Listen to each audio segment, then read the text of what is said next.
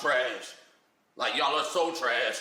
I want you to know that I'm talking to you, so I'm going to say your name, then I'm going to call you trash. So by now, everybody has heard that President Biden has signed the TikTok ban that has wound its way through the House of Representatives and the Senate. And when this started going on, I was like, there is no way that they could get this passed so quickly, because I have seen how Republicans and Democrats can't do anything productive.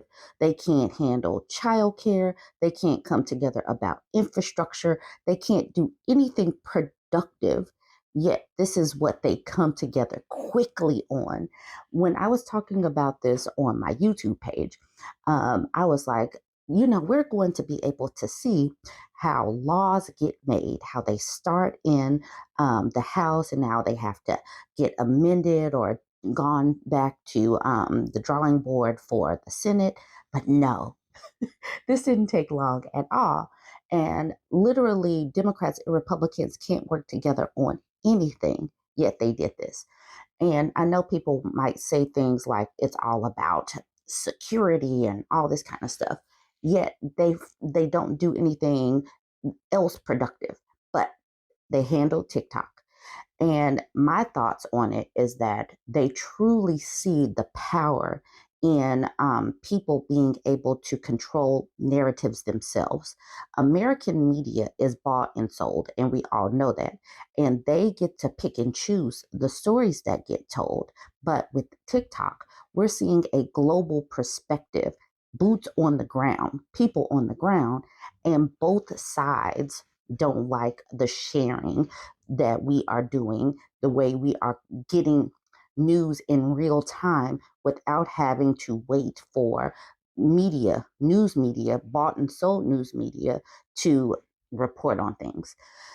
Okay, anyway, but for the people that don't know, Biden signs bill package that includes a potential TikTok ban, because basically TikTok has to sell its majority shares to an American company. In a press briefing Wednesday morning, President Biden announced that he has signed into law the National Security Supplemental Bill, which includes a potential TikTok ban. The president has been clear about his intention to support such a ban, despite joining the video sharing app in February. He did not mention the TikTok provision during his press briefing. Late Tuesday, 79-18. It was a 79-18 vote. The Senate passed legislation that could ban TikTok if its China-based parent company ByteDance doesn't divest from the platform. The TikTok provision was included in a package of bills that would send aid to Ukraine, Israel, and Taiwan. That vote, 79-18. This is all of them. This is D's and R's wanting to stop TikTok. That's the reason why it's like, how do you even punish folks with this? Because they are all in cahoots with it, wanting to squash this. All right, here's a quick timeline of the TikTok ban in March, which was a couple of months ago. That's the reason why I was like, there's no way this is going to happen. But in March, the House passed a standalone version of the ban, calling for ByteDance to sell TikTok within 180 days. But it seemed uncertain whether the Senate agreed TikTok posed a national security threat. This happened a year after lawmakers on the House Energy and Commerce Committee brought in TikTok CEO Xiao Zhichu to testify about the platform's ties to China. According to the Washington Post, members of Congress and the Biden administration have been working for months to develop this latest bill. The newest iteration now gives ByteDance 9 months to sell the app or face a national ban. The president can also grant a one-time extension of 90 days if ByteDance proves it's on a path to divestiture. When would the ban go into effect? The earliest a TikTok ban could start is January 2025 or April 2025, and if a one-time extension is granted. However, legal experts anticipate that with TikTok threatening legal action, the ban could be postponed for even longer. A source told NBC News that the upcoming presidential election was definitely conveniently addressed by the new deadline. Former President Donald Trump also tried to leverage Biden's support of the ban in a Truth Social post, advising young people to remember this on November 5th, Election Day. Trump signed an executive order in August 2020 to ban TikTok if ByteDance didn't sell within 45 days. It was later blocked in court. So I'm just highlighting that part because Trump is now using this against Biden, but Trump also agreed that it says right there in August 2020 to ban TikTok if ByteDance didn't sell it. So when I say it's all of them, it is literally all of them. Nobody wanted this because they don't want us to be able to share freely. Trump and Biden. So, y'all using this as a referendum on who you're going to vote for when it's all of them. You can't really do that because it's all of them. All right. What would the ban look like for Americans? If ByteDance cannot or refuses to sell TikTok within the allotted timeframe, it will be illegal for app stores and web hosting companies like Akamai Technologies to distribute or update that. I'm sorry, that's Akamai Technologies. TikTok was banned in India nearly 4 years ago, along with dozens of other Chinese owned apps following a military clash along the India China border. India had about 200 million TikTok users. The US has around 170 million, making it the country with the most users outside of China. All right, so that is where we are. What do you guys think? Where do you land with this? Let me know in the comments. Don't forget to like, comment, and share. This next video is very sensitive. We are discussing violence against a teenage girl. Example 14653 of why women would choose a bear over this non-bear. This non-bear right up here did this to this 15-year-old girl. This non-bear did this. No bears are out here pummeling 15-year-old teenagers like this non-bear did. 15-year-old girl recovering from a fractured skull after this non-bear pummeled her. A 15-year-old Missouri McDonald's employee is recovering from surgery after an adult non-bear attacked her while she was working. Araya Lynch told local station First Alert 4 that she was working at a St. Louis County McDonald's on April 8th, along with another teenage cashier, when a group of adults, including 25-year-old Johnny Ricks, came into the restaurant and began allegedly destroying property, spitting on employees, and instigating a brawl. According to police reports obtained by NBC affiliate KSDK, Ricks was attempting to order at the counter when he got upset and allegedly threw a plastic tray at an electronic menu board, destroying it. Employees then asked him to leave and attempted to escort Ricks outside when the fight broke out. A video of the incident that circulated on social media and was obtained by local station KMOV shows Ricks allegedly pulling Lynch by the hair outside the restaurant and stomping on her head. Ricks allegedly struck Lynch again in the head as she tried to stand up. I will not be posting that video. It is way too graphic, and we don't need to continue to see women and girls being victimized. We know it happens. It happens all day. And that's the reason why the discourse surrounding what men are capable, unbears are capable of is so silly. But inevitably, people are in the comments. What did she do? How did she provoke this? Why do they not believe that people like this just have an anger issue that need these people, these unbears are unstable, lack emotional intelligence, cannot control their emotions, and deserve to be locked away. Okay. Getting stomped out by a grown man, Lynch told First Alert, I wasn't prepared for what was going to happen. That's what the teenage girl said of this. She continues with, I was just trying to protect myself in the moment. I want him in jail and charges to be pressed. Lynch's mother, Shawnique Phillips, wrote in a GoFundMe for the teen's medical funds that she was admitted to one of the local hospitals in St. Louis with a skull fracture and a frontal lobe damage, and has sustained a broken nose, a concussion, and many lacerations in her head. She later had a successful surgery on April 17th. Ricks was arrested on April 17th and has been charged with second-degree assault and second-degree property damage. According to information from the St. Louis County Justice Center, he remains in jail and is next set to appear in court on April 25th. We need to be watching for this. Per KSDK, he is being held on a $150,000 cash bond, is required to stay 500 feet away from any McDonald's, and will not be allowed to have any contact with the victim. Jimmy Williams, the owner of the McDonald's location, told First Alert in a statement that his team is fully cooperating with the St. Louis County Police in their investigation. He continues with the safety of employees and customers is paramount to me as a local business owner, and we have a strict workplace violence policy at my restaurants. In the GoFundMe, which has so far raised over half of his $50,000 goal, Phillips wrote that the 15-year-old is an ambitious young lady who enjoys spending time with her siblings and working at McDonald's, and was working at the restaurant to save up money for her birthday. Araya is very independent. She is a loving and sweet girl who would give a person the shirt off her back. Phillips added, this assault has been a life-changing experience for her. Please keep Araya in your prayers and let's help to uplift her in the most positive way to help her remain in good spirits.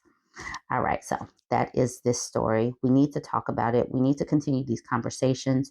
And instead of men jumping in our comment section talking about how silly we are for talking about bears versus men, maybe they should be talking about why men are seen as the bigger threats.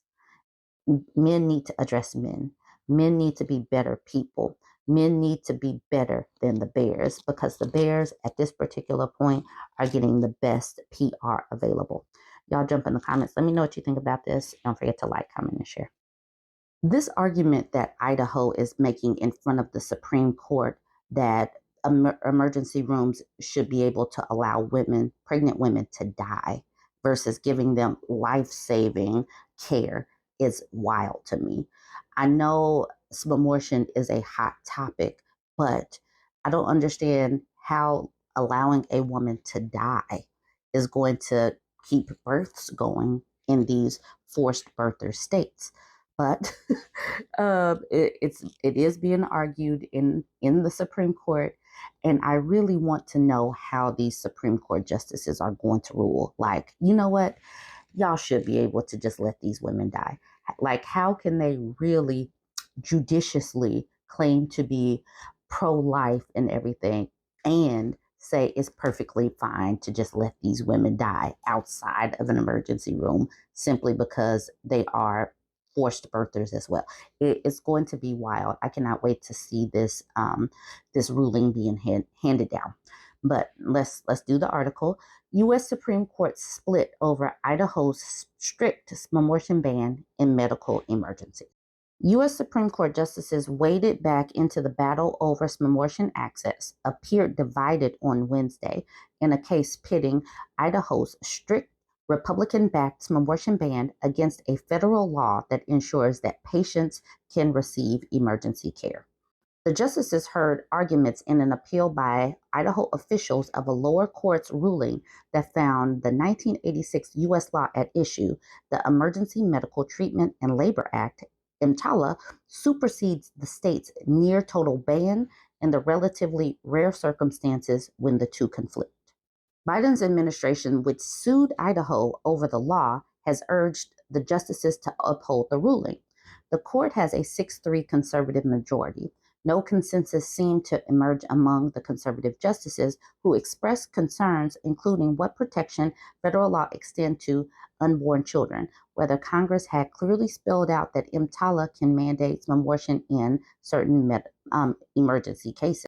The wild thing is, if justices do rule against this, there are going to be other instances where emergency rooms can say, you know what? No, I'm not going to take on this emergency case. It's not just going to impact some abortion. That is what the justices have to be ruling on or mulling over in their heads.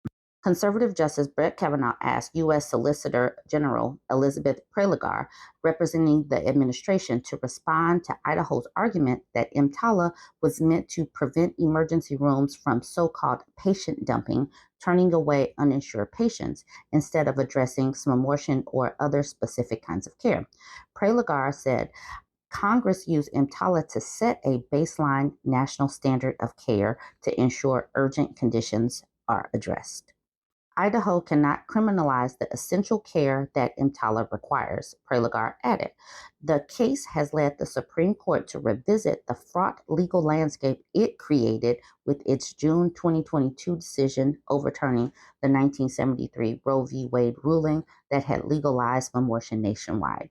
Idaho is one of 7 states to put in place in the past 2 years a near total ban with no exceptions to protect the health of pregnant women. The crazy thing is, people said that overturning this was not just going to impact smomorphin. This is going to impact care in so many different ways, and that has been proven to be true over the past 2 years.